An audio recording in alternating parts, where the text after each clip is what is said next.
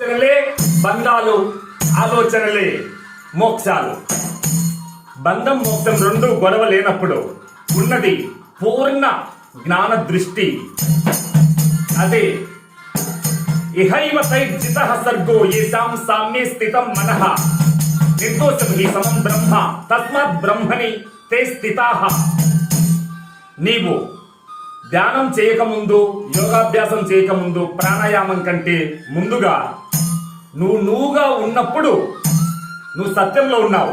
నువ్వు ఏదైతే కల్పించుకొని సాధనని, సిద్ధాంతమని, సిద్ధిని కొనుక్కుంటున్నావో అక్కడే నువ్వు పరిపూర్ణత్వానికి విముఖమై ఉన్నావు. నీవు బహిర్ముఖుడవు కాదు, అంతర్ముఖుడవు కాదు. నువ్వు కేవలం బ్రహ్మముఖుడవు, పరబ్రహ్మ స్వరూపానివే. కనుక కెరటాలు ఎన్నున్నా సాగరం ఒకటే. అలాగే మిత్రమా, ప్రాణులు ఎన్నున్నా పరమాత్ముడు ఒక్కడే. సమం సర్వేషు భూతేషు తిష్టంతం పరమేశ్వరం వినశ్యస్వ వినశ్యంతం య పశ్యతి సపశ్యతి. అంటే తనను కారణాంతరమున ఎవడైనా హింసిస్తున్నా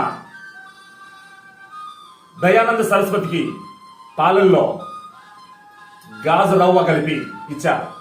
అయితే అంతకుణ్ణి పట్టుకొని వచ్చారు. కానీ ఆయన ఏమన్నాడు? సమం సర్వేషు భూతేషు, అంటే పరమాత్మ సర్వభూతములకు సాక్షిభూతుడు గనుక సత్యాన్ని దర్శించిన వాళ్ళు ఎంత త్యాగానికైనా సిద్ధమవుతారు. కనుకనే ఒక పక్షి కోసం శివ చక్రవర్తి కండలు కోసి త్రాసులు పెట్టారు. ఒక సర్పం రక్షణ కోసం జీమూత వాహనుడు తన యొక్క ప్రాణాన్ని ఇవ్వడానికి సిద్ధపడ్డాడు. మరి ఒక్క మాట కోసమై బలి చక్రవర్తి 3 అడుగుల దానం ఇచ్చి తన యొక్క దాన ఫలాన్ని ప్రపంచానికి చాటి దండలు కొట్టాడు. ఒకే ఒక్క మాట కోసం. ఏది? జాంబవంతుడు విభీషణంతో పలికిన ఒక్క మాటకు హనుమంతుడు హాయిగా ఉన్నాడా? విభీషణుడు ఆ మాటకేమన్నాడు? ఏమిటి స్వామి, సుగ్రీవుణ్ణి వాళ్ళని అడక్క హనుమంతుని అడుగుతున్నావంటే, విభీషణ, హనుమన్న ఒక్కడుంటే అందరూ ఉన్నట్టే. అంటే ఆ ఒక్క మాటకు హనుమంతుని గుండె గంతులేసి చిందులు చేసింది.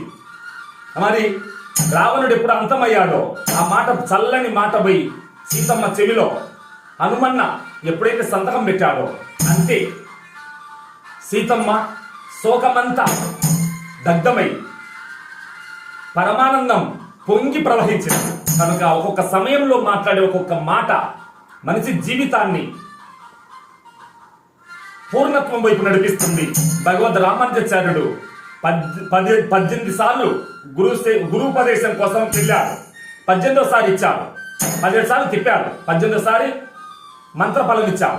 అయితే ఈ పవిత్రమైన మంత్రబలాన్ని నా భారతీలో పంచిపెడతానని భగవద్ రామానుజాచార్యుడు గోష్ఠీపురం గోపురం ఎక్కి ఓం నమో నారాయణాయ అంటూ అష్టాక్షరి మంత్రం ఘోషించి అభాగ్యులకు, అనాథలకు అందరికీ మంత్రదానం చేశాడు. కనుక మిత్రమా, నీలో 10 మంది మేలు కోసం జీవిస్తానన్నప్పుడు పరమాత్ముడు తన భక్తుల నంబర్లలో మొట్టమొదటి నంబర్ 2, నేనే నంబర్ 1. జై భారత్.